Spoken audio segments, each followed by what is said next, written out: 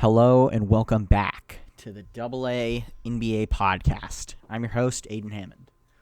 And I'm Aditya. And holy shit, this has been quite the week for the NBA. Yeah, this might be a 2-hour long episode. Yeah, because we've been going along the past couple weeks, and this one is a doozy. So let's just go ahead and get right to it. Let's get started. Yeah.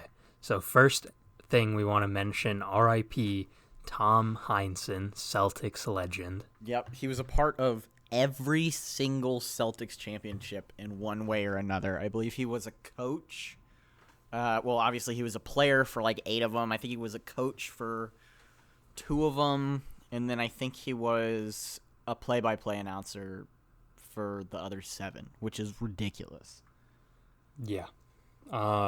So R.I.P. to him. It sucks. We've actually had a lot of NBA players pass away this year. Yeah, and David Stern. It's bumming me out because I follow Bill Russell on Instagram, and it multiple man. A few of his teammates have died this year, I think. So it's kind of a bummer to see him lose all of his friends. Yeah, he's going strong though. He's healthy. Yeah, he's balling. But yes, after that, next up, we're just going to kind of cover the small stuff first, if that's fine. So the next up, John Isaac is healing. He's in crutches now. He's no longer in a wheelchair, apparently, which is nice. Yeah, that's good for him. Yeah. Then we have Udonis Haslem's coming back to Miami for a 1-year deal. A young, dominant Udonis Haslem. Dude, Dwayne Wade had a young, dominant Udonis Haslem, so... I hate that I had to read that, dude. That was horrible. His team was stacked in 2006, dude. Oh, yeah. And then Goran's fully healed from his torn... plantar fascia? Yeah. Yeah, that's good. That's good. Then Tim Duncan is stepping down from coaching, and in typical Spurs fashion, hasn't explained why. Yeah, do you think he's just bored? He's like, yeah, dude, winning is just too easy. Yeah. Oh man. He head coached 1 game and won, and he's had enough. Maybe he's gonna step down and be the next head coach of the Kings or something. That would be kind of sick, actually. I would like that. Yeah. Also, an amendment to last episode. I believe that I said I suggested somebody for the Pelicans job, completely forgetting that Stan Van Gundy is the Pelicans head coach and has been for about a month now. So I just wanted to clean that up. I forgot that too. Because I remember saying that on the podcast and you didn't correct me. And then I was falling asleep and I was like, did I say somebody should be the next head coach of the Pelicans? Because I'm pretty sure Stan Van Gundy is. Don't worry, I completely forgot about that signing. So. All right, so it's not just me. No, it's not. Then next up, KD's recruiting Serge Ibaka to join the Nets. Wasn't Serge Ibaka on the team that Kevin Durant threw under the bus in Oklahoma City? I think Serge was gone by then. Was he? I think he was in Orlando.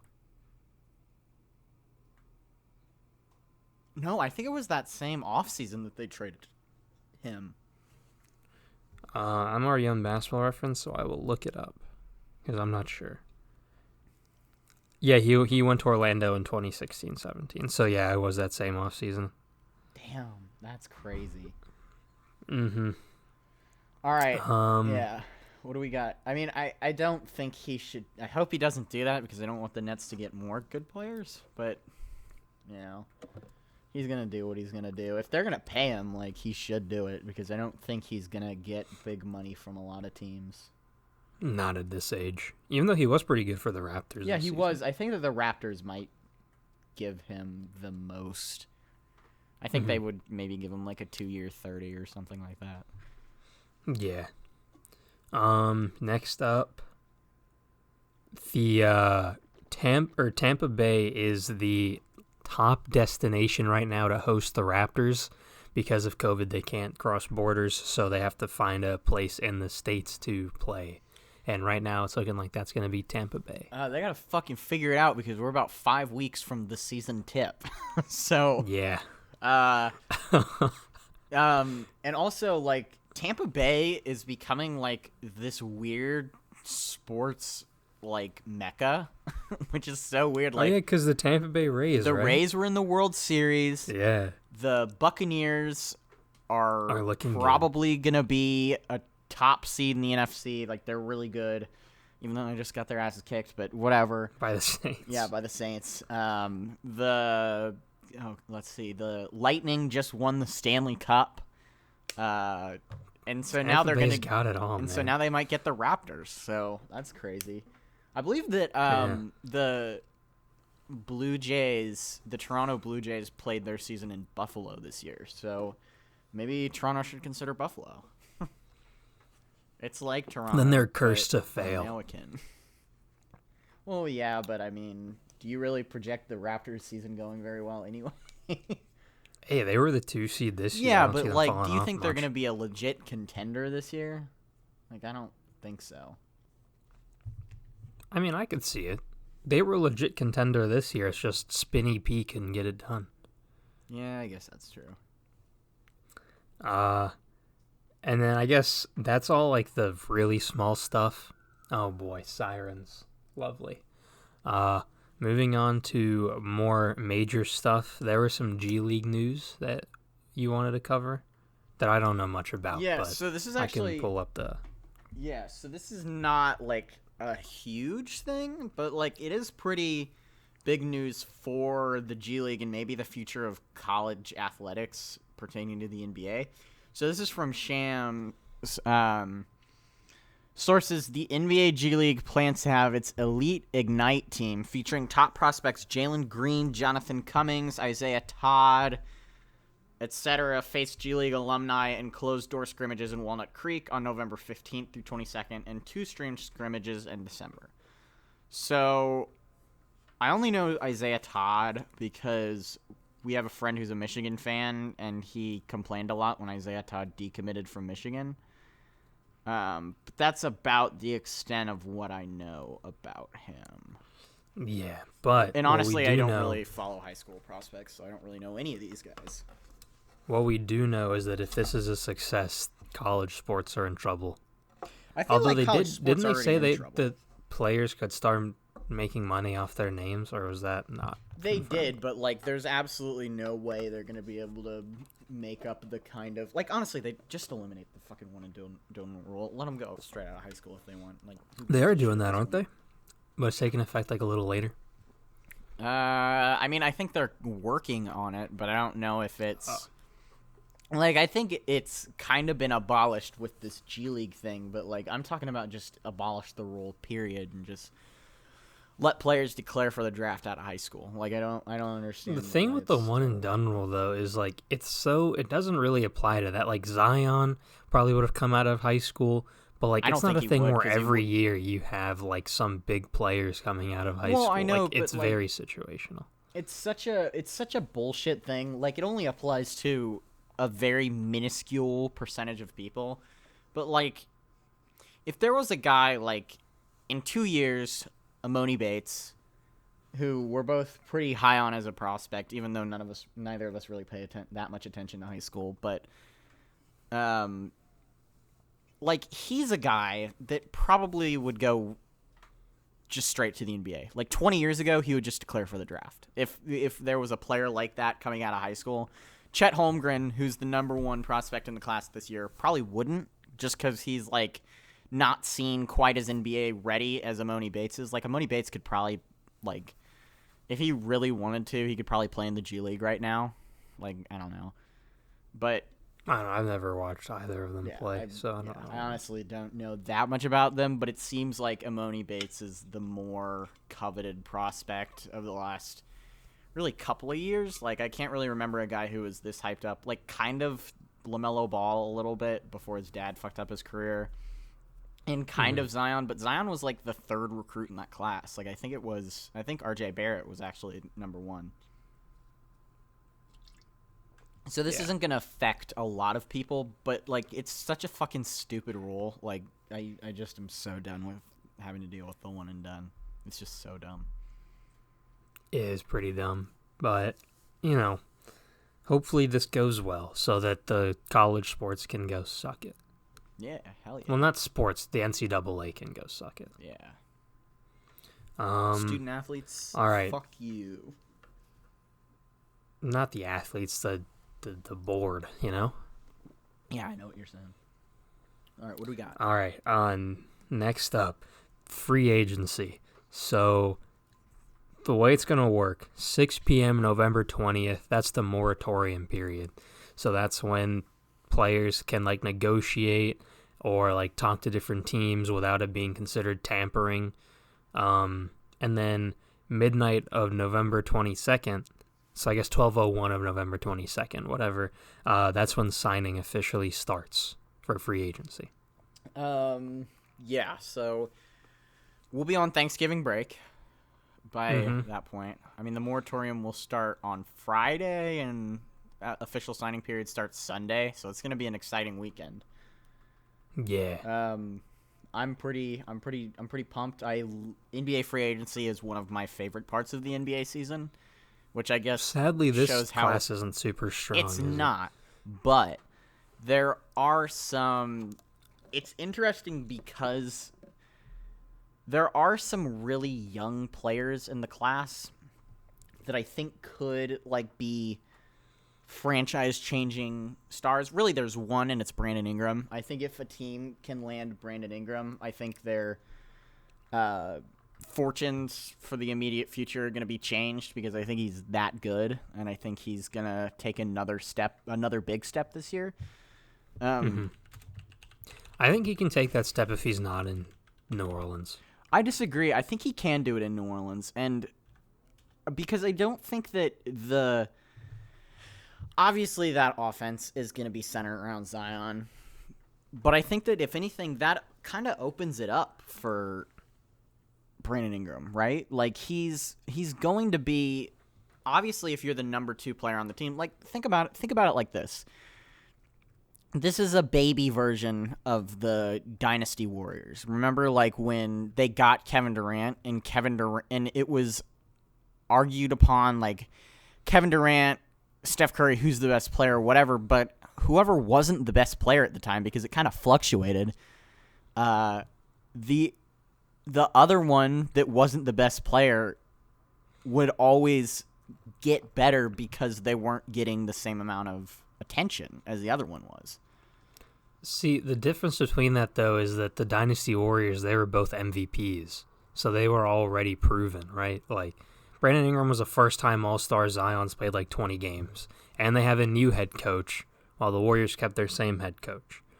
So there's No, I know, but I mean, if you don't think that factors. offense is going to be centered around Zion, like, I don't know what to tell you. Well, it will be centered around Zion. That's what I'm saying. Well, yeah, that's what I'm saying too. Plus, it also helps that, like, they had Klay Thompson. Well, we'll talk about this more a little bit later, but it's looking like the Pelicans are going to be trading Drew Holiday, and it's not exactly like Lonzo's an offensive threat. So true. But I don't know. We'll like, have to see. I don't see. I think being in New Orleans drastically affecting Brandon Ingram's production. I mean, hell, like, his production wasn't his production. I mean, he took a huge step this year. Yeah, I think it depends mostly on Stan Van Gundy's coaching. Yeah, I can agree with that. Which is questionable. All right, next up. I guess I'll just keep going down the list. The Rockets officially self-destructed this past Wednesday. Holy shit, dude. It was so It was like crazy. 11 p.m., and I was just scrolling through Instagram, and there's like 5 different reports of Rockets players that were angry or wanted out or... Oh, man. Yeah, it was a ridiculous... I've never seen anything like it. So much news break about one team at the same time. And all of it negative. All of it negative, yeah. Like, it was, I think the first domino to fall was James Harden, which James Harden doesn't really seem like he wants out. It was just his preferred destinations if they were to trade him. Which, you know, I think every player thinks about that, especially if they're on a team that is going to maybe blow it up, like the Rockets are, I think players kind of think about like, well, we underperformed in the playoffs. Maybe they're going to blow it up. Like I should have a list of teams to give to them sirens? if they decide to trade. Oh, they're right outside my dorm. What? There's a bunch of cops outside my dorm. Nice. Yeah, it's pretty sick. So And some big buses. Ooh. Oh, yeah, it's college football day, isn't it? Oh yeah, it's Saturday. So that's kind of what I think about the James Harden situation. Like, I don't think it's that big of a deal as big of a deal as people are making it to be. I think he will be on the Rockets in 5 weeks. I remember that Instagram post I saw because James Harden listed 3 cities, and it was like The 3 strip club Miami, Philly, and like one other city, and it was like the Brooklyn. caption Brooklyn. It was like the captions were like, "So now we know the 3 best strip club cities in America." Yeah, I mean, And yeah, James. surprised he didn't have Atlanta on there though. If that was really, Well, yeah. I guess it's because Atlanta sucks. But What do you think his grading is like on strip clubs? Like, do you think he has a system? Like, he's like, well, this strip club, first of all, the asses are not on par with diamonds in Atlanta. I mean, he hangs out with Lil Baby a lot, so I mean, he's got all the connection to Atlanta strip clubs right off that. That is true. So, I mean, I'm sure he has like a big like whiteboard in his house, and he has like a rating system. And whenever he goes there, like when he comes back to his house, he has to adjust some of the numbers based on his experience that night. I don't know. But yeah, so that happened. Trevor Ariza said like he didn't feel respected or whatever, which like, you know, If the Rockets, he left the Rockets and went on to suck. So I mean, shows how much respect he needed. yeah, but they fucking needed him in 2018. Like In 28, oh yeah, for sure. like he was a big part of why that team was so fucking good in the West. Yeah.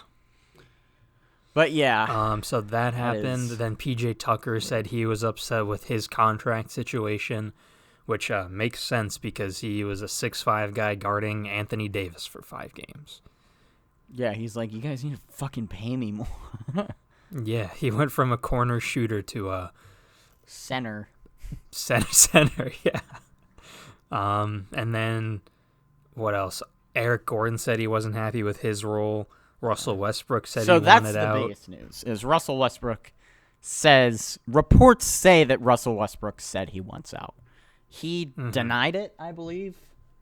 Everyone does that though. Yeah, they do. I kind of respect it, honestly. Like, I think Westbrook is kind of doing them a favor. Like, he's like, I know that I'm not gonna be able to contribute much. Like, this offensive scheme does not work with me, and I think he's also kind of just like, I just want to be the by far best player on the team again. Like, I don't even want it to be a conversation. Like, I just want to be by far the best player, which, you know what, I can respect. Yeah, and we'll talk more about his trade stuff in the trade corner as well. And then the last thing that I can remember was Austin Rivers saying that like James Harden blamed him for standing during his free throw and distracting him. That was hilarious. Which is like, dude. There was the thing about Westbrook trying to give his teammates constructive criticism and James Harden being an ass about it. Yeah, like not taking it well. Yeah. Yeah. Which is why I have an interesting idea about Russell Westbrook in the trade corner. But we'll wait for that. All right. All right. So do we got? The Rockets essentially self-destructed. Yeah, I don't even know if Steven Silas like was part of it or if he was reading the reports like us. Yeah, he was like, I feel bad for him. Steven Silas was like helping his kid with homework, and then like they were, and then he just got in his phone, and just starts like, oh man, poor guy. He already had a hard enough job, and now it's an impossible job. Poor guy. Ugh. I'm sorry, Steven. Yeah, Mr. Silas. That's tough. He needs at least like a 2 or 3 year buffer before we can decide if he's actually a good coach or not. Yeah, especially or at least start calling him a bad coach. Like, he's a good coach until he will be perceived by this podcast as a great coach for the next 2 or 3 years. He gets 2 or 3 years. If he can keep them above like 30 wins, bro, great coach. Great coach. All right, next up, the Knicks have shut down their team operations due to COVID positive tests. Do you want to enter the Knicks corner for this one? Yeah, I mean, this is kind of a the only good Knicks transition. news. Yeah, well, there'll be more Knicks stuff in the trade corner, actually. So, yeah. But Knicks, bad franchise. Knicks, bad franchise. What are we gonna do without the Knicks this year? If they don't play because of the coronavirus, I don't even know. What are we gonna do without them? I mean, there won't be anything to make fun of. I guess, like, at the end of the season, we can make fun of them for being the first team with 0 wins. But, like, that doesn't even matter because they didn't play. I don't know, man. If we don't have a Knicks corner this season... Oh, dude, wow. we've had a Knicks corner for, like, basically the entirety of the show. And for just about half of our show, we've had basically no basketball being played at the moment, and we've still found a way to make fun of the Knicks. This is the first off season we're doing, right? Because the last season we started in like November. Yeah. Last year we started right after the season started. I mean, this is technically the first off season, but we had like that 5-month period without basketball. Yeah, but there wasn't we didn't do free agency and stuff ever. No, we weren't. But we were still making fun of the Knicks. Oh, yeah, I mean, that's not hard to do. Worst case, if there's nothing, newsworthy to talk about, we can just talk about how bad of an owner James Dolan is or something. Yeah. Or just how both the Knicks and Jets are somehow always back, but also never are.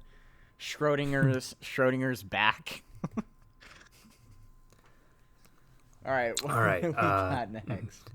Next up. Now, I guess I'm looking through the list, and it's looking like we got some contract stuff.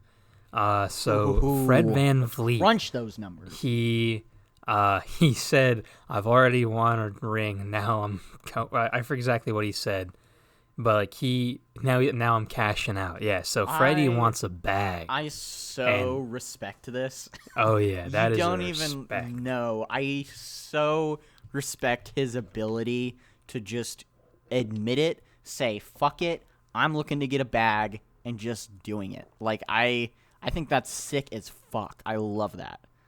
Mm-hmm. Which means that he's also he's not re-signing. Unless they give him a bag. But aren't they going to give him a bag? Would you, if you're the Raptors right now and you have a potentially championship-ready roster, championship-ready coach, are you giving Fred VanVleet a bag before arguably next year, 2021 is probably the best free agency class of all time. 2019 is currently the best, I think everybody is saying, everybody would say. But next year, it's going to be the same players plus a couple more. So, I mean, if you're the Raptors, are you giving anybody a bag right before this? The problem is, you also got to think about it, the Raptors haven't exactly had super big free agency acquisitions. They re-sign the players they have, or they, trade for players, but it's not like free agents are lining up to go to Toronto. Yeah, so let's look at Freddie's stats last season. So he put up 17, 6, and basically I'll round up and say 4 with 2 steals. That's pretty good. That's pretty good. Yeah, especially when I guess that team doesn't really have a first option, but he was the third option, really. Yeah, it was. Second or third, depending unless on he the was night, hot. I guess. When he's hot, he's the first option. Yeah. But yeah, I don't really I respect him saying this, but it kind of feels like that's a shot at the Raptors front office. I feel like maybe they lowballed him in a contract thing, and he was like, okay, well, all right. Yeah, let's go. It takes 2 to tango, Toronto. Maybe. That'd be pretty funny, though. If he just got a max somewhere else, and then he signed and he was like, yeah, fuck you, Toronto. got me my ring and then didn't give me money. That's my biggest fear is the Pacers throwing like $90 million at Fred VanVleet. Because it's not that I don't think he can be good outside of Toronto. I just don't think he's a $90 million man. Like, he's not a $90 million man in Toronto. Well, exactly. Like, I don't know what he's considering a bag. Like, I think the most I could see a team giving him where I would be like, okay, that's a good signing is like $70 million. If a team gave him 4 years, 70, I'd be like, okay, that's a pretty good signing. Anything more than that, though, I would be like, I don't know about that. Yeah. Yeah, I don't know. But I also He's obviously very good, but like, I don't see him getting much better than he is right now. Like, I can definitely see the Pistons or the Knicks giving him $100 million. Like, for sure. Yeah. And we'll get a little bit more into that in the trade corner, actually. I have a little bit of news for that. So for now, I guess we'll move on, and then we'll get back into that in the trade corner. Next up, Jarrett Allen says he wants Clint Capella type money. So let's look up Clint Capella contract to just make sure we know exactly what type of money we're talking about. I'm pretty sure I know what he's making, but let me just, for reference, I wouldn't give Jarrett Allen more than like $12 or $13 million a year. Yeah. Like, I think that's fair. I don't think it's a low ball, but I also don't think it's too much money. Yeah, I mean, he's solid. He's like, he'll give you like 11 and 9, 11 and 10. So Clint Capella signed a 5-year, $90 million deal, 13 in the first, 14 in the second, then 16, 17, and 18th in the third, fourth, and fifth years. So basically, I think it rounds out to about $18 million a year. Wait. That doesn't make any sense. It says average salary $18 million a year. Wait, what's the contract, like years and 5-year total? 90. So $18 million a year is the average salary. I mean, yeah, that makes sense. 5 years, 20 would be $100 million. So, well, yeah, what sense. I was thinking was that, like, because it says 13, 14, 16, 17, and 18, and then it averages out to 18, and that just didn't make sense to me. Oh, that's not right. No. Okay, it would be an average. You're I mean, the math guy, technically, like, it's an. I technically, knew that it is, wasn't but right. like. Yeah, but so we know that the average salary is about $18 million a year over 5 years. So Jarrett Allen wants that money. He's not getting that money. No, the Rockets didn't want to pay Clint Capella that money. They paid him really out of necessity. And then they were like, okay, bye. Yeah. As soon as they saw an opportunity to get a guy who was better for their team and Robert Covington, they were like, yee. Yeah, so you're looking at a team, like, if he wants that type of money, he's leaving Brooklyn because they don't have the money to pay him that. Yeah. And then on top of that, he's not the lob threat that Clint Capella was. He's not the offensive board machine that Clint Capella was. And we've talked about this on the podcast before, or at least I have. But like, I personally think his defense is a little overrated. I do too. I totally agree. Because if you jump at every single ball, you're going to get a few cool blocks. Yeah. I mean, that's just... No, I definitely agree. His blocks are... He gets dunked on. For every sick block he has, he gets dunked on 4 times. Yeah. He fouls a little too much for the defensive value you're getting also. Like, he's still not bad, but he's not worth... what is he, like, 23? Like, I'm not shitting on Jarrett Allen. He's got room to improve, but he's only, what's he, 22, 21, 22? Like, he's 22, he just finished his 3rd year in the league. He's 22. I'm not shitting on him, but, like, I'm not giving him 18. I'm not giving him $14 million a year. Let's start out with, like, 10 or 12, and then, maybe a team option, maybe like backload the contract, like do a 3-and-1, and then do with a team option, and then put like, 10, 12, and 13, and then like with an $18 million last year or something. Like, yeah, because like he's not bad, but like he'll give you 10 and 10 and like a block and like 2 fouls, and he can't space the floor at all. He clogs up the paint. He's a okay traditional center, which does not value much in the current NBA. Yeah, I think I saw like some Instagram page describe the center as the most replaceable position, which it makes sense. It depends. I think it depends on, because like a person like Jared Allen's easily replaceable, but like if you have a center that can space like the floor a obviously little bit, Jokic or something. I'm talking like replacement level that's a center, superstar. like of all the But, like, replacement level positions in the league. Like I know that that's kind of a baseball term, but it's something that every sport has. Like replacement level players, it's easier to find a replacement level center than it is to find a replacement level small forward. Yeah, but like what I'm saying though is if you have a slightly worse version of Serge Ibaka who can shoot but isn't like some super amazing all-star caliber player, I would still not consider them replacement level unless you can find another center that can space the floor a little more. If they can't, then yeah, like a Clint Capella or a Jared Allen's replaceable. Yeah, I would but agree. like someone that can shoot, maybe not as much anyway. Yeah, I would definitely agree. Yeah. So I think we both agree that Jared Allen maybe if I don't know, like I don't see a team giving him more than $12 or $13 million unless it was like a 3-1 super backloaded contract, which I guess would make sense for him. I would take that if I was him. Yeah. I don't know if he will though. If he wants to get paid, he can go over to the team next door because I'm sure they're looking for a center because they don't have 100 big men on the roster right now. Yeah. It's not like they have or a young, better version of him on their team. Yeah, it's not like they have a young, blossoming, potentially future All-Star center. No, that'd be crazy. All right, and then next up, Kyle Kuzma is looking for a sizable contract from the Lakers. What the fuck does he mean by a sizable contract? I don't know. Is he going to be a restricted free agent next year, I believe, because he's 2017 draft class? Yes, but he was a late round pick, so I don't know or a late first round pick, so I don't know what his contract situation is. Well, luckily for us, I have spot.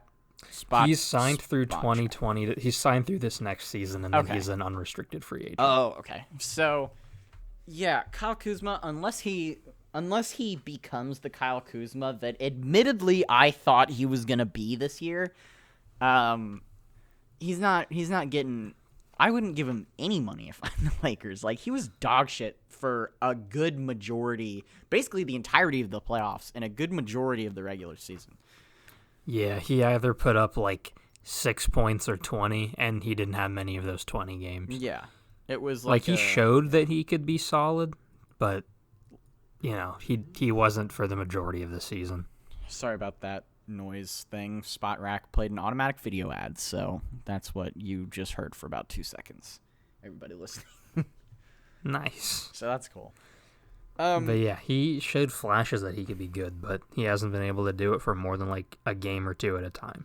Yeah, like even though I kind of think that Lakers fans can be a little bit delusional with how they think of some of their players, they're always spot on with Kyle Kuzma. Like they always shit on Kyle Kuzma the perfect amount where I'm like, oh, yeah.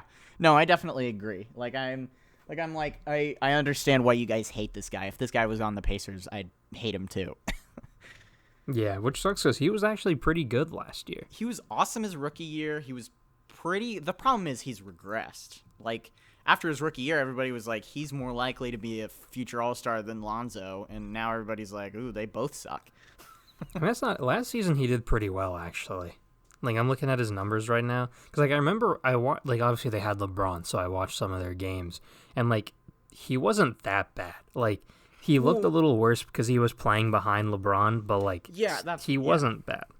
But that's the thing. This season, everybody was like, everybody gave him a pass because it was, he's playing behind LeBron. They play essentially the same position. Like, he'll get it figured out. And now we're in like he played his entire third year, his second full year with LeBron, and he still couldn't get it figured out. And now it's kind of like concerning, right?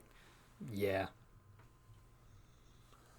I don't know. I don't really know what he defines as a sizable contract. So I mean, I would give him like if I'm the Lakers, I'll give him like a 4-year 30 or something with like 7-7 I don't know how to add up to 30, but like 7, 7, 8, and 10 or something like that. I think that would be 32. But I would give him like again a backloaded. I'm not giving these guys these guys that want sizable deals are not guys that I would give sizable deals to unless they were like backloaded with a team option. Mm-hmm. Yeah. All right.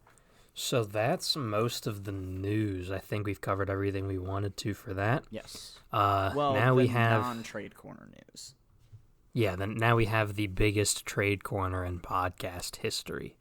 Trade corner. We got to get like a stream deck or something because I don't want to do that every episode. But I know we said we would, or I said I would, and you begrudgingly agreed.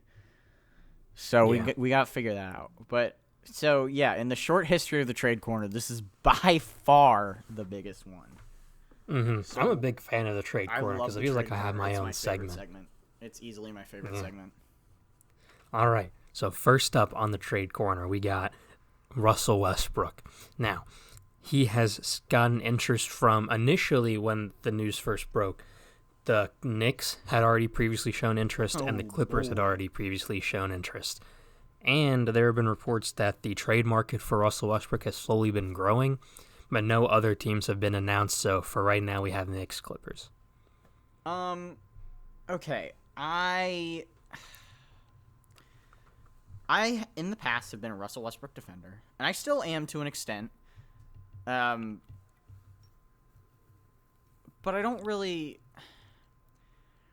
see how any team could be like, yeah, I really want Russell Westbrook, or I need Russell Westbrook to succeed. I could see like a team like the Knicks or the Pacers or the Cavaliers or, teams that kind of just want somebody to be entertaining and like they know they're not going to win a championship, but like they want somebody to be entertaining. Like I could see a team like that really wanting him, but like the Clippers, what do the Clippers gain from getting Russell Westbrook?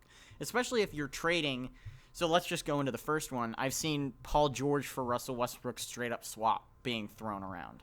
You're trading playoff P for guard version of playoff P. I don't really it fills the need that they have at point guard, but besides that, it gets rid of Paul George and adds Paul George at the position you need Paul George more for. It's even if they trade Paul George, who do they I guess they start you can't even start Lou Williams, bro. Well, Lou Williams isn't a starter, dude. He's a sixth man that plays 40 minutes a game. Yeah. But the roster, they traded away Shea. So, which is looking like a worse and worse decision every single day. Yes. So it's if you, I don't even know, because at this point, which of them has the lower value, Paul George or Russell? I think Paul George for sure. Because I think you think Paul George? Yeah, because I think Russell Westbrook. I think Paul George and Russell Westbrook have the same amount of excuse, which is they both suck. But I think that Paul George's playoff performance is seen as more egregious because he was so bad for basically every game of the playoffs except for 2. And Russell Westbrook basically only played 5 playoff games. He played the second round and that's it. Mm-hmm. So Russell Westbrook played less. He wasn't as egregious as Paul George. He was bad, but Paul George was putting up 10 points on 15 shots or whatever and hitting the side of the backboard, and Russell Westbrook was just throwing shit up, but it was kind of desperation anyway because the Rockets were down when he was playing badly anyway. So I mean, I think that, and I also I think they're both seen as I think it's just whose value is lower right now, and I think that I would probably say Paul George's value because I think Paul George was kind of seen as not as good anyway, maybe going into the playoffs. I think that it was kind of oh, well, of that Thunder team, the Clippers got the guy who maybe was, I don't know, because I think that they were basically the same. I think they were both really good on the Thunder, both really bad in parts. But I don't know. It's such a complicated, situation. I think that because I kind of think that Russell Westbrook's better, but I also think that he's been so bad in points that, like, I can't really say he's better, but, like, also Paul George has been so bad in points that I can't say he's better than Russell Westbrook. So, again, it's really just, like, whose value is lower, who do you want less? And I think that right now the Clippers want Paul George less than Russell Westbrook. There you go. The Knicks also, we've talked about this before, the Knicks wanting Russ for whatever reason. Oh, I know exactly why the Knicks want Russ. So they can make the playoffs? No, because it'll stroke James Dolan's little ego. Because he'll be like, oh, I got my guy. Like, we finally got our guy. You know, we got two of the best players of the 2000s and 2010s in free agency in, like, 1 year, but we didn't win anything. So, obviously, they weren't our guy. They weren't the saviors. Who are we talking about? Carmelo Anthony and Amari Stoudemire. Ah. Like Russell Westbrook. Traded for Carmelo Anthony. Well, yeah, but like they would have gotten him in that free agency, which is still such a Knicks move. Like trading for a guy to get him 6 months earlier and trading for assets. A guy who said he would sign with you in free agency. Such a dipshit move. And then he did sign with them, and like he re-signed with them. Yeah. Like, oh my god. Yeah. So there's that. I think it's just, honestly, to put asses in seats in the Garden, which is weird because the Garden's already, like, let me look up at NBA attendance rankings right now. I would bet my ass that the Garden's top 5. Dude, but now James Dolan can get that playoff revenue. Those 4 games where they're in the playoffs. Yeah. Okay, 2019-20 NBA attendance. So, obviously, this is a little bit skewed because the pandemic. So Knicks are 10th in attendance with 18,000. So a little lower than I expected, but that's only in 33 games. Yeah. Let me look up 2018-19 because that's the last full season. That will probably be worse because they didn't even have RJ Barrett. That's true, but whatever. The Knicks put asses in seats anyway because people in New York get bored. So. Yeah, with all their money. Yeah, with all their money. So, you know, it's whatever. Right. Like, I don't want to see Russell Westbrook waste away in New York. I think that would really depress me. As somebody who likes Russell Westbrook, like, and like same thing for Chris Paul. Like, I don't want to see Chris Paul waste away in New York. We've already talked about this, though. Well, speaking of Chris Paul, next up. So it's been made clear that Chris Paul is getting traded. He had that like letter thanking OKC and, you know, all that stuff. So it's pretty clear that he's leaving OKC. 2 teams have come out as like the favorites to want Chris Paul. Suns and 76ers. And I think that both of these would be bad moves, both for the team that gets Chris Paul and for Chris Paul. Yeah. I mean, the Suns, I think, would be a little better because, well, again, assuming they don't have to trade anyone super valuable. But, like, Chris Paul next to Devin Booker would be kind of nasty. Like, that'd be really good. It would be, but here's the problem with the Suns. They're the Suns, so they're going to figure out a way to fuck this up. And the other thing with the Suns is that they're basically the Knicks of the West. Like, they have a shitty, cheap owner. They have a bad front office always. Like, I don't know why. I don't know what Chris Paul would get. Because Chris Paul basically, like, you know, obviously the front offices make the deal. But I think Chris Paul could be like, hey, don't do that. I don't think that's a good idea for either of us. And I think that the Suns were a 30-win team last year, and they didn't even finish the season. They were, but it's the Suns. Like, it's the Suns. The Suns with Monty Williams. Yeah, but I don't know. I don't want to see Chris Paul go up to a place that's not a contender, and I don't think that that is a contending team. Again, the problem is that no contending team was going to want to take on that contract. Like, the Bucks and Lakers are interested in him, but, like, they got to make the money work somehow. Well, that brings me into my next thing is I want to see him go to either the Clippers, which would give up Paul George, which I think is a good idea. Send Paul George back to OKC. Well, I think it would have to be a 3-team trade because I don't think Oklahoma City would exactly welcome him back with open arms. You don't? No, I don't think so. I wonder why. So there's that, and then I think that the Bucks are probably the team I want to see him on the most because I like the Bucks the most, and but mostly I think it's just because the Bucks are most well equipped to win immediately, because obviously they have arguably the best player in basketball right now.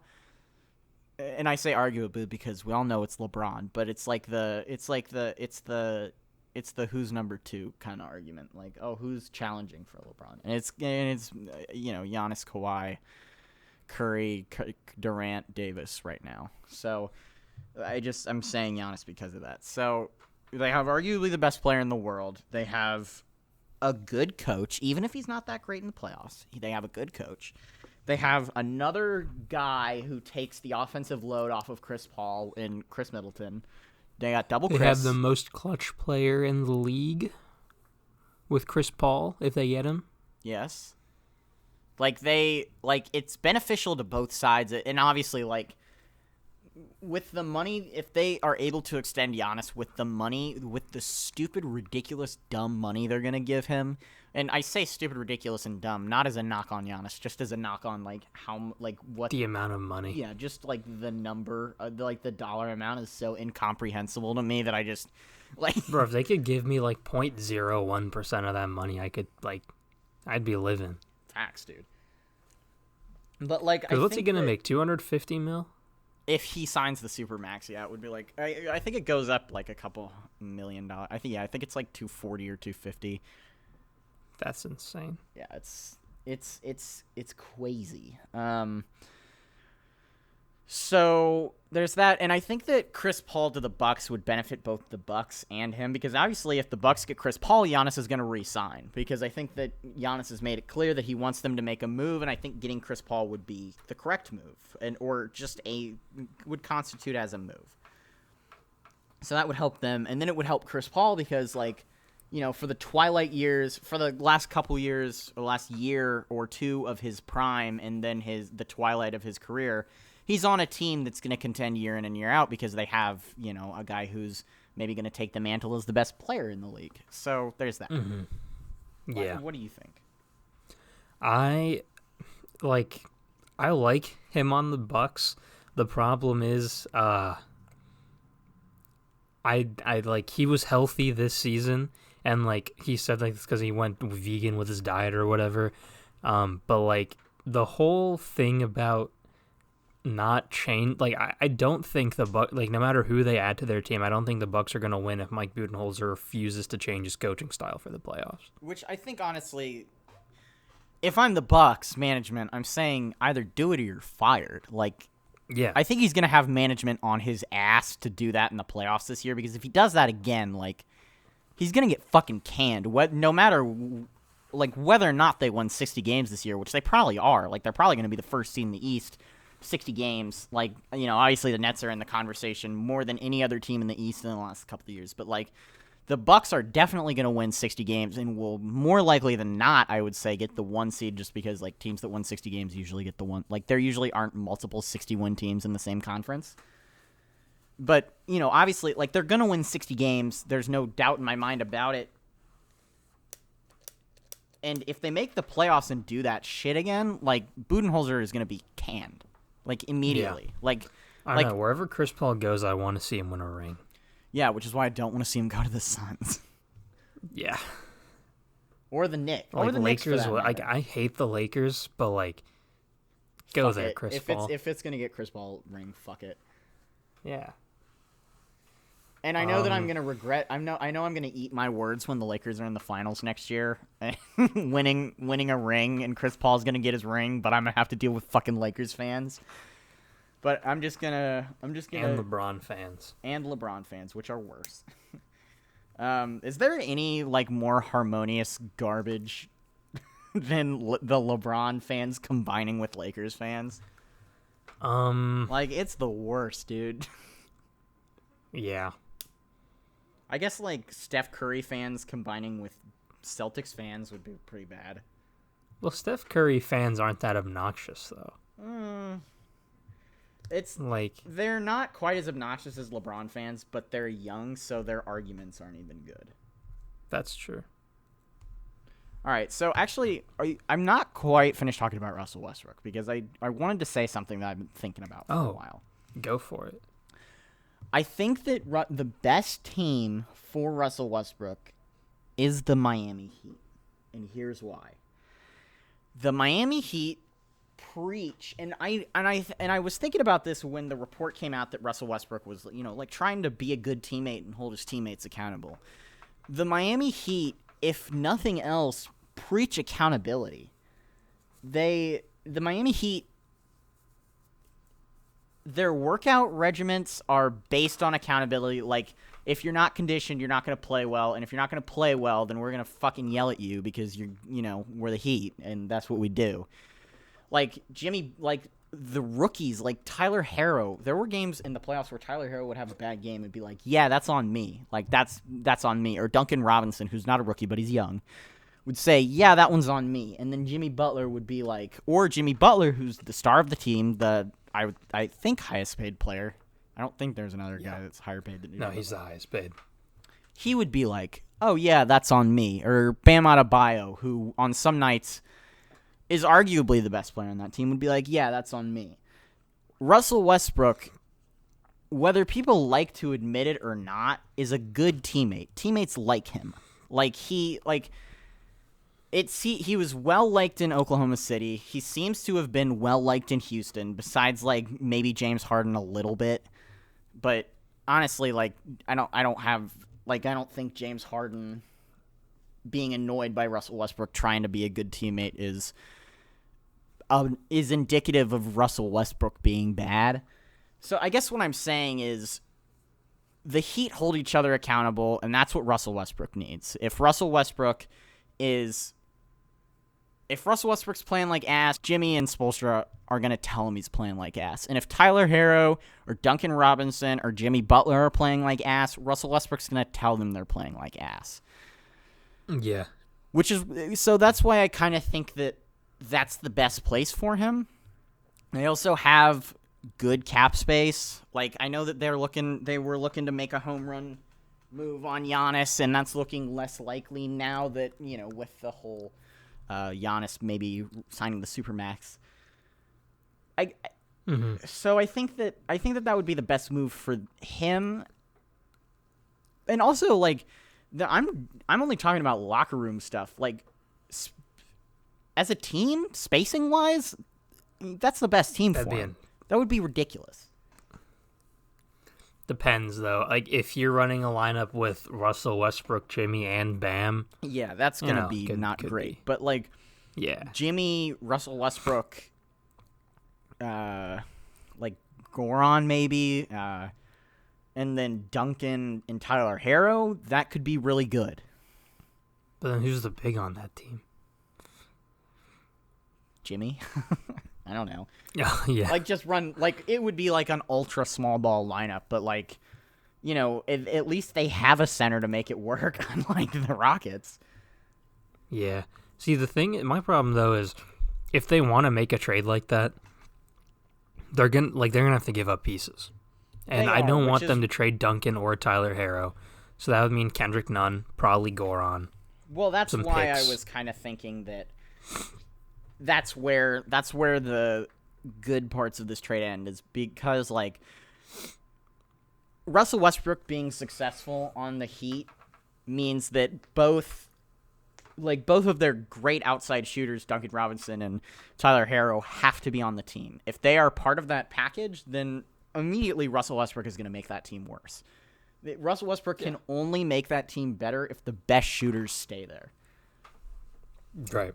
And I don't know how they make that deal work without including probably Tyler. It would probably have to be Tyler Herro, I think.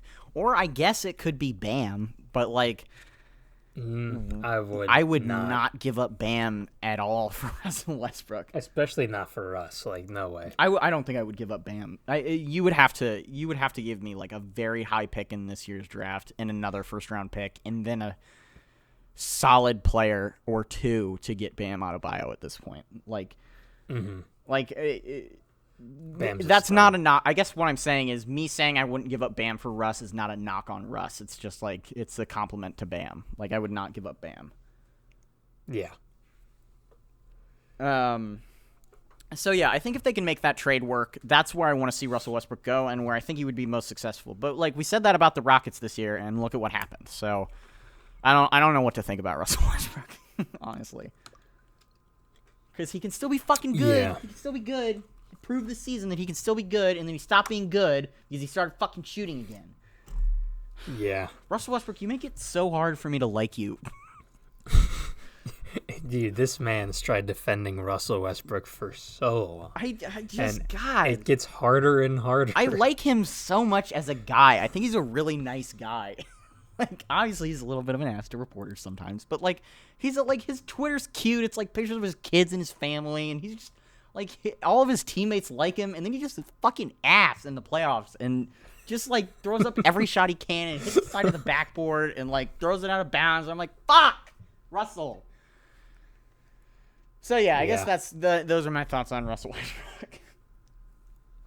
I love Russell Westbrook so much to a point of anger at his complete inability to play basketball sometimes. While you were going on that rant, I don't know why it brought back memories of when we were doing our position rankings, and you thought like Tobias Harris was a small forward, and you got so mad. Dude, I remember that day because I had gotten off of work, and it was like kind of a shitty day at work, and then we had to record the podcast, and so I was making my list, and I was like, okay, so there's...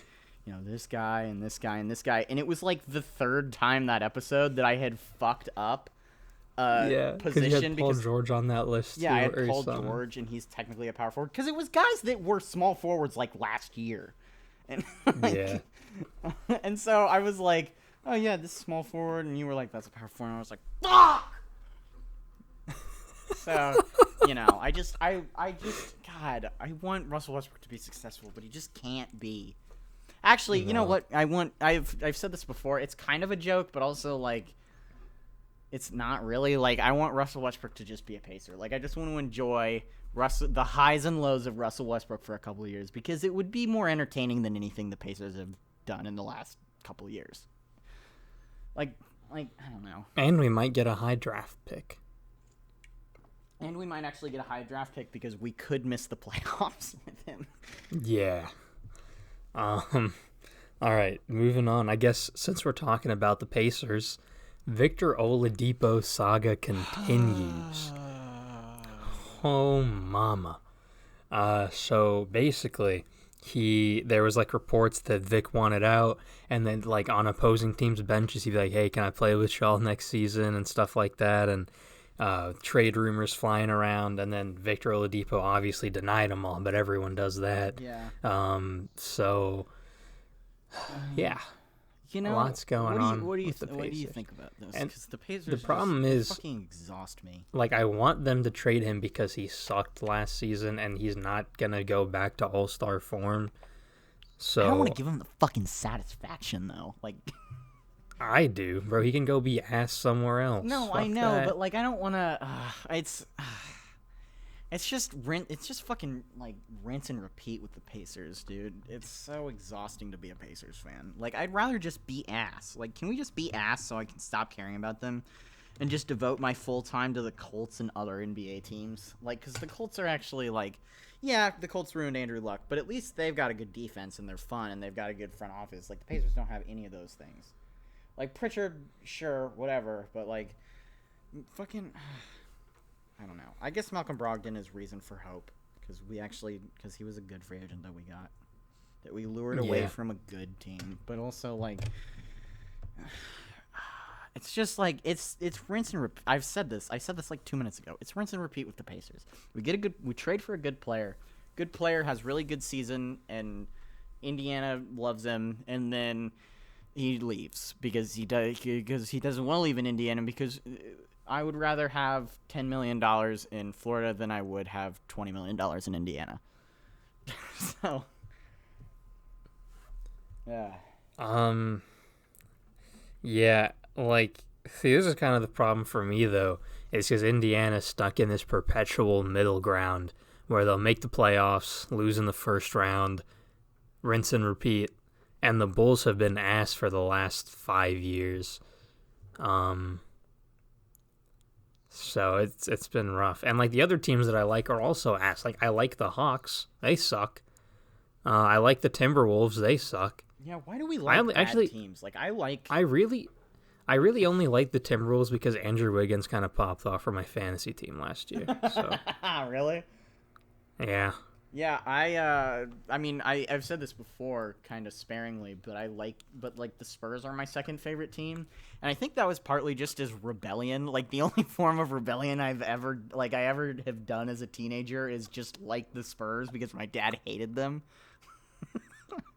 Damn. So why'd your dad hate the Spurs? Because I get it. Like, they were winning like, they won basically once every 3 years for almost 20 years. So I kind of get it. Fair. Does that mean your dad was rooting for that Miami Heat team? No. No. I remember watching those finals with him, but I remember when asking who he wanted to win, I just remember him saying, "I don't know. I fucking hate both of these teams." So, nice. That's basically. But I always really liked Tim Duncan. Partly just because I like that kind of player, and my dad says that he hates Tim Duncan because Tim Duncan, quote, put him to sleep for 20 years. So, I really like the Spurs, and it's looking like they're going to suck for a while. And then, like, my third, fourth, and fifth teams are, basically, the third team is whatever small market team is the best / whatever team has the best chance at beating the Lakers or LeBron. So my third team this year was like the Clippers, kind of. Like, even though I don't really give a shit about teams outside of the Pacers or Spurs. Like, those are the two teams that I mostly follow. Also, I like the Kings. I'm partial to the Kings. I'm partial to the Bulls. I'm partial to the Magic, and they've just all sucked for so long. But I chose them. I might just mess around and be like a Lakers fan or something. I don't know. I am going to kind of bandwagon the Mavericks, I think. Mavericks, I like. Because I'll probably end up liking the Pelicans. I like the Pelicans because they have Brandon Ingram, and I'll probably start liking Zion next year when LaMelo Ball gets all the news coverage. Yep. Yeah, actually, I really like the Pelicans too. I've liked Zion since like college though, and high school. Like, I was rooting for Zion when he was like a freshman at Duke.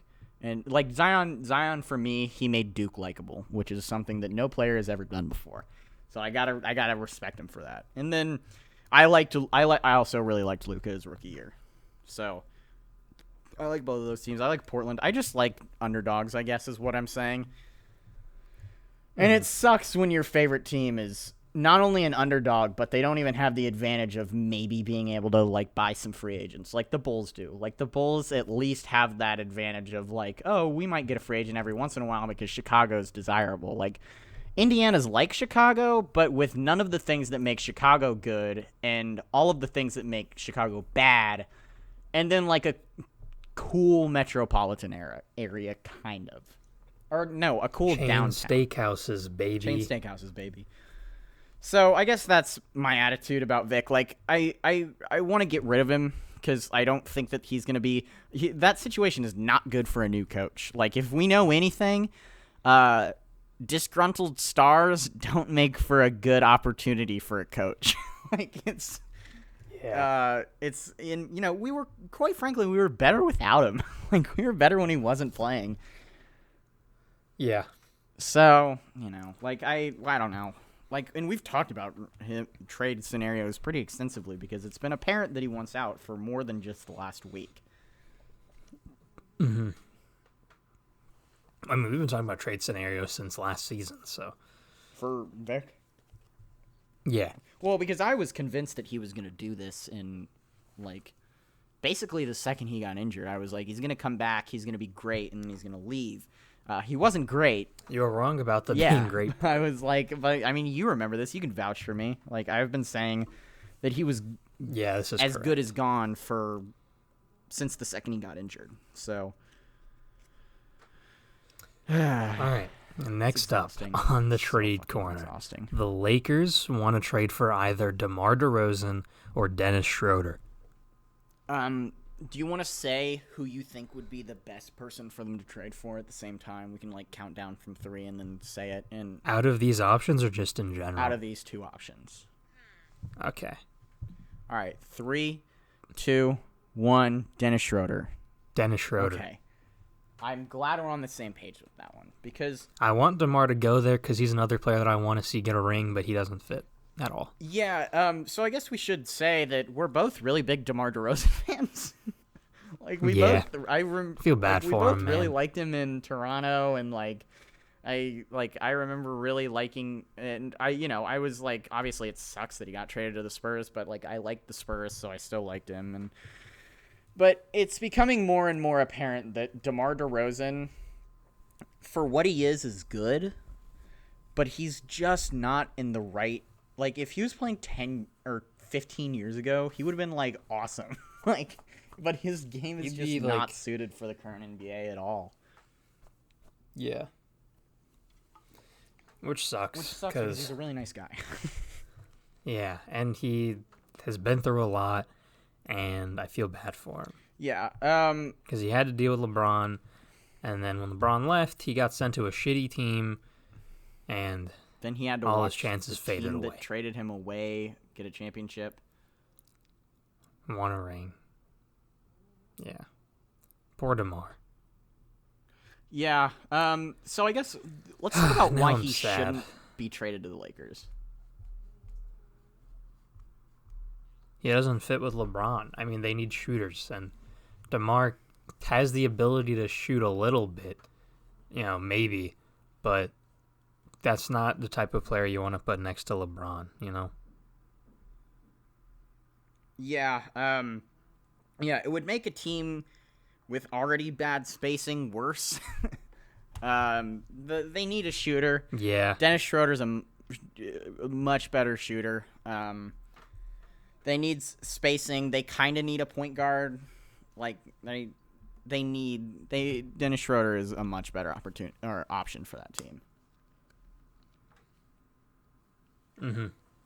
All right, what else we got? Yeah.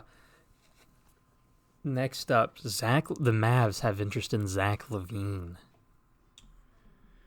This is a bad idea. So, what you thinking about this? I want the Mavericks. I've been saying this for months. Like, if the Bucks can't re-sign Giannis, I want him to go to the Mavericks before anybody else. Like, I want the Mavericks to succeed. I think Giannis can succeed there. It's such a bad idea to trade for Zach Levine, because what Zach Levine is gonna do, and you're a Bulls fan. You watch more Bulls games than I did, which is 0. But like what Zach Levine is gonna do is he's gonna make you pretty good. But he's a big contract on the books, so you're not gonna be able to get a big free agent next year, and he's not gonna raise your ceiling enough to become a legit contender, but you're gonna be pretty good, which I don't think the Mavericks don't want to. Well, be the thing is, Luka doesn't want to be pretty. He doesn't need to be that. Like they already have Luka, so Zach Levine's a guy that'll give you 20 and play 0 defense, and that's fine. Well, yeah, but they already have 2 guys that'll give you 20 and play 0 defense. Like, they don't need another one. They've basically got a guy that can give you 20 and 0 defense at every position. I don't know. I think when you have Luka, you're a contender enough. And they'll probably have, Zach Levine's trade value isn't, sky high either. So they can probably get him without giving up Kristaps. I don't honestly... So, I mean, I'd rather give up Kristaps for him, just because it's because you can still make a move next year, and then you also have a guy that's going to play 80 games instead of 60. That's true. I don't know. It's not the perfect fit, but he's not like a bad second or third option. Yeah, I also kind of want to see a Bulls lineup with Kobe White, Zach Levine, and Denny, like as their 1 through 3. Like I just kind of want to see that. Bad defense. Bad defense, but the Mavericks are going to have bad defense, and the Bulls are going to have a bad defense anyway. So like, yeah, you know. It'd be like that sometimes. Yeah. All right, what do we got next? Next up, the Warriors are interested in making a trade for Lamarcus Aldridge. I like this. I like this a lot for both teams. Now, what I will say, I don't think he's worth the second pick, especially because he's coming off a pretty rough surgery, right? So, like, and at his age, maybe not perfect, but if they can trade him or trade for him, I guess, like, I don't know, like give up Draymond or something. And yeah. They have that second overall pick still. Like, if it's a Draymond for LaMarcus swap, I'm doing that in a second. Because I think that's by far the best player you can get for him because his value has never been lower than it is right now. Yeah. I don't know, like, because he's definitely, like, unless you're getting LaMarcus Aldridge and then, like, I don't know, Derek White or something, I'm not giving up the second pick. Yeah. But, like, I don't know if because the Spurs at this point are going to go into a rebuild, so I don't know if they want to trade Derek White away.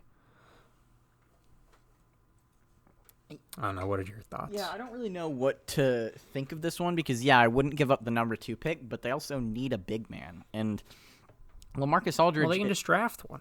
Well, I know. So, but like LaMarcus Aldridge is a sure thing at least for the next year or so. And obviously James Wiseman has potential to be the next NBA superstar, but also has potential to suck. I think he has more potential to be good, but you never know. I guess.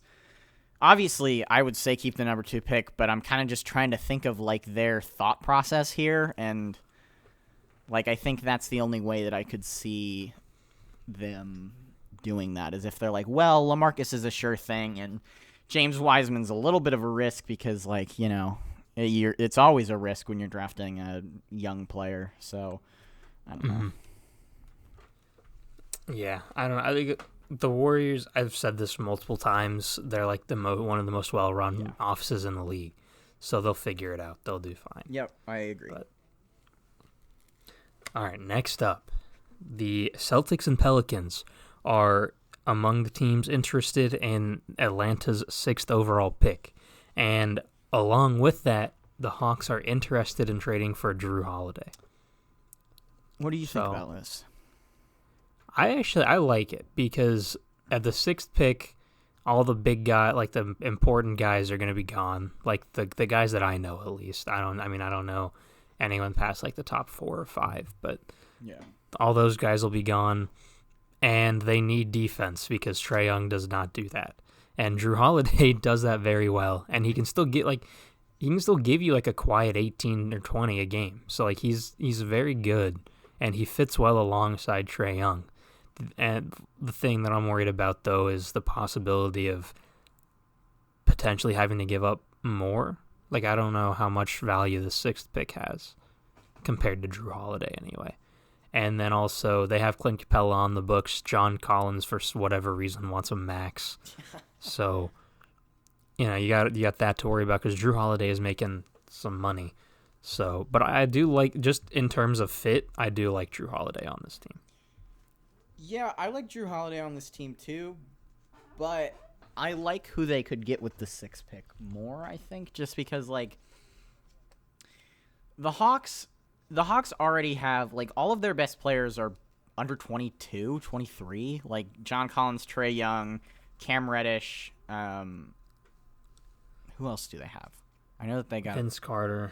Vince Carter. Hold on, because I know that they have another really young guy that they... DeAndre Hunter. Yes, that's what I'm thinking of. Like, Kevin Huerter. Like, all of their best players, like, by far, are under 25. And even Clint Capella, I think, is 24. So, or no, he's 26. So, like, all of their best players are super young. Drew Holiday is 31, 32. Like, he's... Drew Holiday is 30. Oh. Well, yeah, still. It doesn't really fit the team, kind of. I think they should just, like...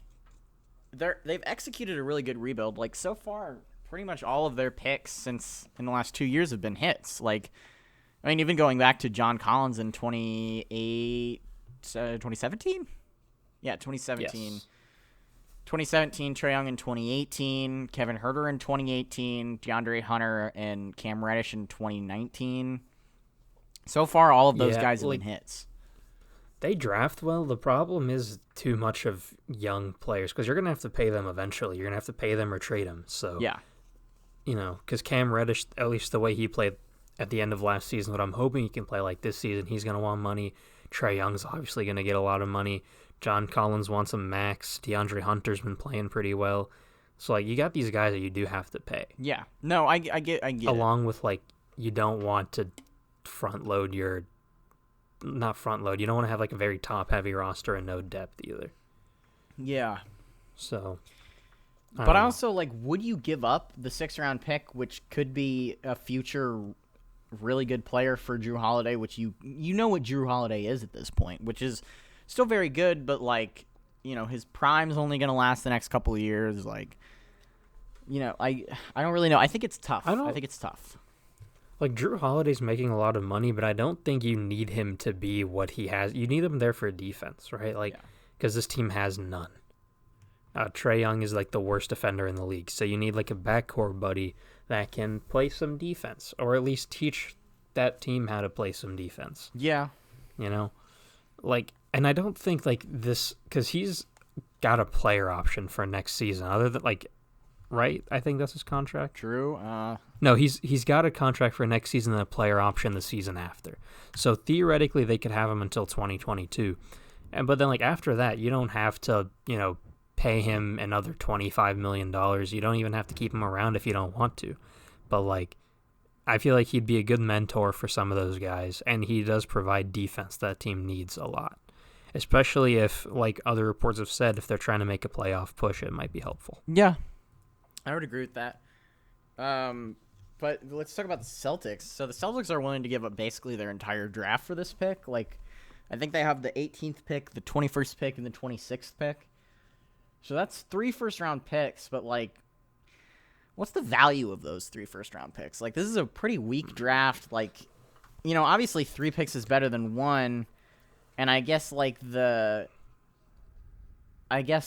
of hitting on just at least one of those picks and then maybe getting 2 other decent guys is, like, maybe appealing. I don't really know. What do you think? It really depends on what they can get. Because, like, I would not trade the 6th pick for Gordon Hayward. No, I would not. Like, so it depends on what they can get in return. But, like, if they can get those 3 picks plus, like, I don't know. I don't even, like, the Celtics, I wouldn't even, obviously they don't want Kemba. I don't think the Celtics will trade Jason Tatum or Jaylen Brown. So, like, I don't know what you can get. Marcus Smart, maybe? Like, yeah. Along with some other, like, future assets or something. Like, I don't even know. So, it's tough. The Celtics are in a rough position in terms of, trading with them. And then also there's the whole thing of, like, don't trade with Danny Ainge, you'll get screwed over. Yeah. Or he'll offer you an entire draft for 1 pick, which he's done multiple times now that I think about it, actually. Yeah. What if he does that? Again, he offers you, like, 8 future firsts because he really wants... I mean, definitely. I don't know. He really wants, like, Isaac Okoro or something. Yeah. That's a guy, right? No, yeah. He's in this draft? Okay. Obi Toppin. He's a little too old. I don't know if they want him. That's true. He's, like, basically geriatric. Yeah. Gonna retire in, like, a few years anyway, so. All right, what else we got? But, yeah. Next up, the Magic want to move on from Aaron Gordon. Wow, shocker. I don't think anybody's ever said this before. Yeah, he's been pretty ass. Yeah. And plus, on top of that, like, the Magic are now starting to fall into this thing of making the 8th seed and then, plateauing there. So they'll be the 8th seed because the East is trash, and they'll stay there because they're not good at drafting. So, and then Evan Fournier's there, I guess. Vooch's there. I like Markelle Fultz, though. I think he'll be pretty solid. But, other than that, they don't really have much going for them. So I don't... John Isaac, yeah, depending on how he comes back, because this is his second major injury this season. Yeah. So, they don't have much going for them. But at this point, if I'm a Magic fan, I don't trust this team in a rebuild because they're going to draft all the wrong players. So... Yeah. I don't know how. Obviously trade Aaron Gordon because he's bad. Even if it's just a Celtics first round pick, if the Celtics maybe want to take a flyer on him, I would do that. Yeah, Aaron Gordon has not been very impressive, especially with his current contract. So definitely move on from him, but you got to be careful because you either got to be able to draft well or get something that can help your team now. Yeah.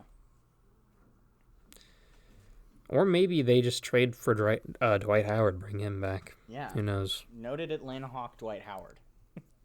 We're talking about the Magic. Oh, yeah, the Magic. Oh, yeah. Still stuck on the Hawks, dude. I mean, he did play for the Hawks. Yeah. Noted Orlando Magic Dwight Howard. Yeah. All right, you want to move on? Yeah, is that the There end of wasn't the much to trade talk corner? about for that one. No, we got 2 more things. Spencer Dinwiddie. I don't know how reliable this is, but there have been sources saying he's shown signs that he wants to leave Brooklyn. Or I thought the wording was he's throwing subtle hints. Yeah, something really dumb that doesn't make any sense. He's throwing subtle, if the hints are, he's not being very subtle. Clearly, if you guys know he wants to leave. Well, considering you started a GoFundMe to determine where he goes next season, I don't think, Yeah, which I honestly, don't think that's... whatever, But what I will say, multiple contending teams have shown interest in Spencer Dinwiddie. Where would you like to see him go? The Pacers. I think I've said this before. I think he's the best possible player we can get for Victor Oladipo because I'm not really sold on Buddy Hield being good in the locker. Obviously, Buddy Hield's probably better than Spencer Dinwiddie, but in terms of the best situation, Spencer Dinwiddie is the guy I want to have the most. Do you want to see a VO for Spencer Dinwiddie trade happen? Yes, I do. I think we've talked about the Nets trading for Vic before, so yeah, I think that would provide the best situation for both parties. Spencer Dinwiddie gets his starting role, which obviously is maybe in jeopardy with Kyrie. He also gets maybe paid by the Pacers. And then the Pacers also get a guy who's maybe going to be an all-star. Who knows? He was very good for them this season. Yeah. The Nets, I mean. Yeah. But yeah. So, yeah, fuck it. We don't have anything to lose. That's true. Worst case, we are bad and get a good draft pick. Uh-oh. Oh, no, Pacers, Darn. Don't do that. Don't be bad and get a good draft That'd be pick. terrible. No, Pacers, Can't imagine. don't do I it. can't imagine that because the Pacers never get good draft picks, but... All right. Next up, we sort of talked a little bit about this earlier, but the Suns are interested in signing signing Fred VanVleet if they can't trade for Chris Paul. So I kind of wanted to save this for the trade section because there's potential opportunities for a sign and trade with the Raptors. I like this idea, kind of. I don't think it makes the Suns, I think maybe they make the playoffs. But, I don't really think that I don't think it's going to make them a championship team. Well, nothing at this point is making them a championship team. Besides, getting LeBron. Devin Booker for LeBron? Yep. I would do it. I would, too. Do you remember when people were legitimately saying that? They should do that? Where the Lakers... I don't. Was that a thing? Yeah, it was. The 2 weeks in, March of 2019 where people were the Lakers need to trade LeBron. He's clearly past his prime. You remember that? Oh, when they missed the playoffs because he missed the playoffs, yeah. And Lakers fans did what they do and overreact severely. Mm-hmm.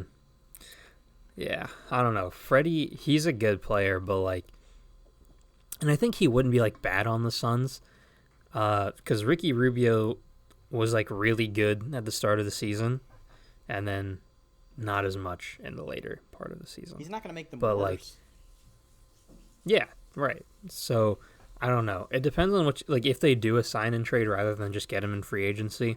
It depends on what you give up, like, because at this point the roster's pretty delicate, right? Like if you're trying to make a run, you don't want to trade Aiden, obviously. You don't want to trade Booker. Like I don't think Ricky Rubio is enough to trade for Fred VanVleet. I don't know. Yeah. We'll see. The Suns have a history of messing things up, so. Yeah. All right. We'll see. Is that our last thing in the trade corner? No, sorry, there's one more. I told you, bro, it's a long trade corner. Multiple teams have shown interest in a sign and trade situation with the Wizards for Davis Bertans. I don't think Davis Bertans, like, I think unless, like, if the Bucks were to do that, sure, but, like, I mean, I think almost any team could use him. I'm really high on Bertans, dude. I think he shot like 42% from 3 last season. I know a lot of teams could use him, but like he's not gonna raise the floor. Like he's a ceiling raiser, not a floor raiser. Like he's not gonna make a shitty team a playoff team. He's gonna make a playoff team a championship team. You think the Lakers should do a trade with him for Kuzma?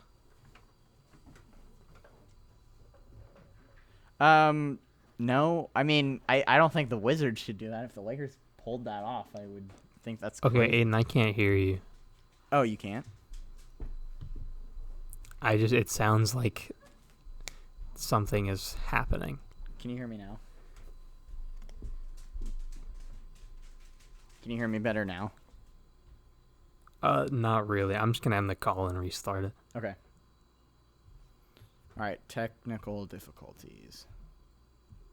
Sorry about the technical difficulties, viewers. All right, are we good? All right, is it better now? Yeah, we're good. We're Okay. good. All right.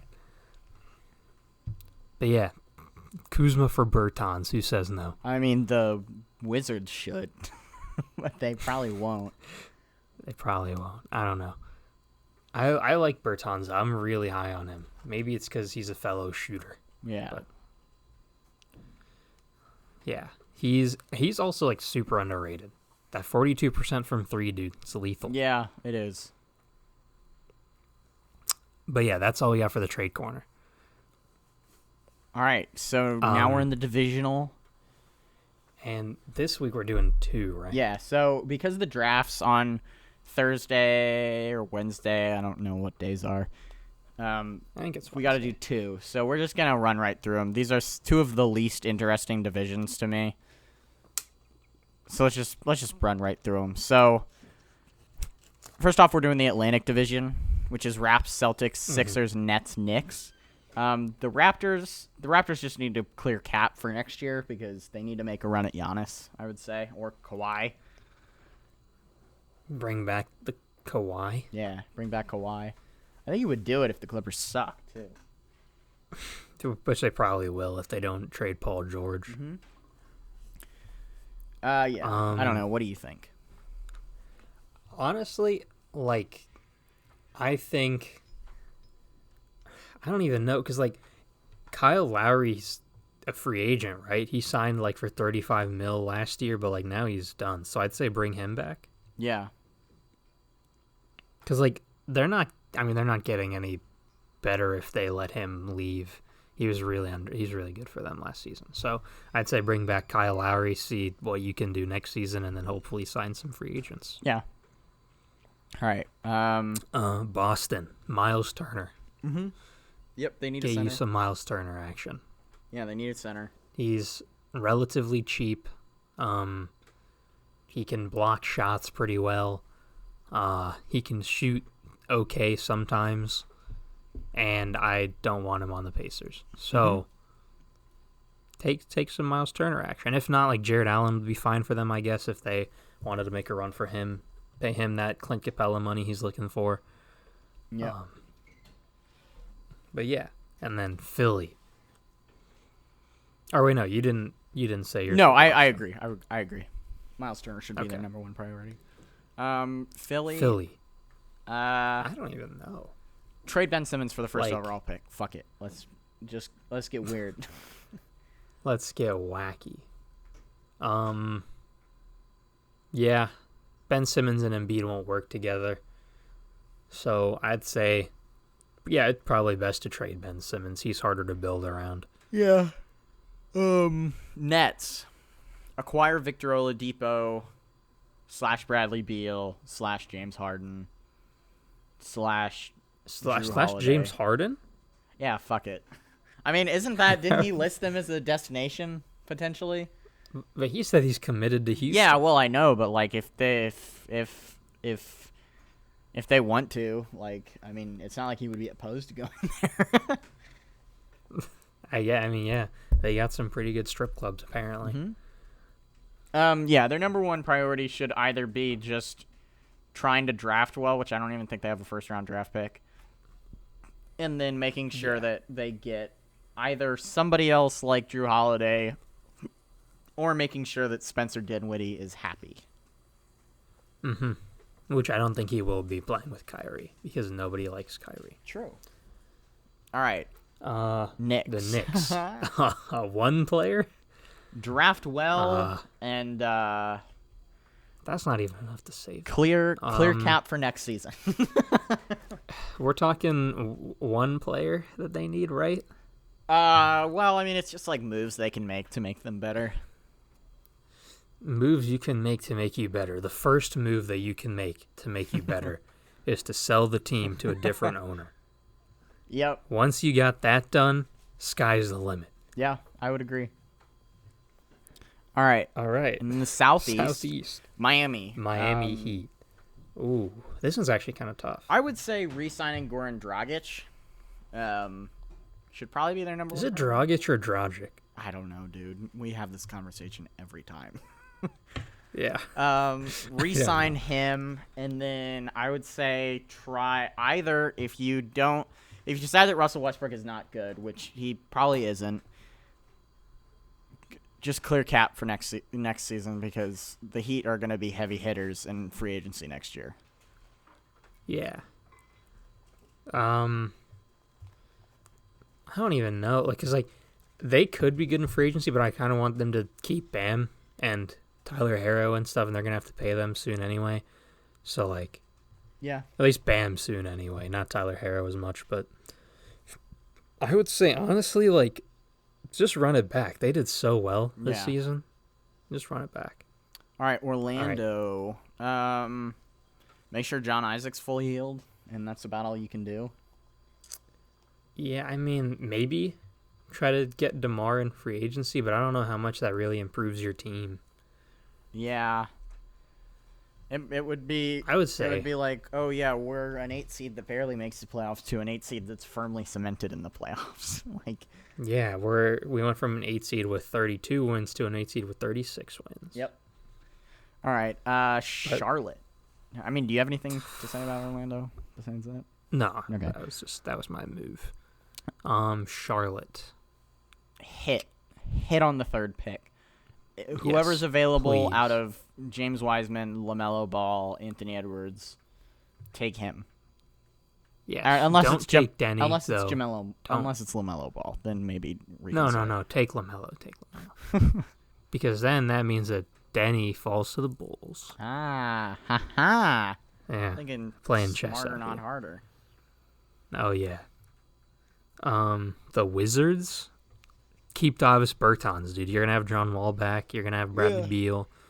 Keep Bertans. They might be pretty good. That's what I would say. Pretty anyway. spicy. Yeah. What you got for the Wizards? That's it. I mean, just make sure John Wall's healthy. Try to keep him healthy.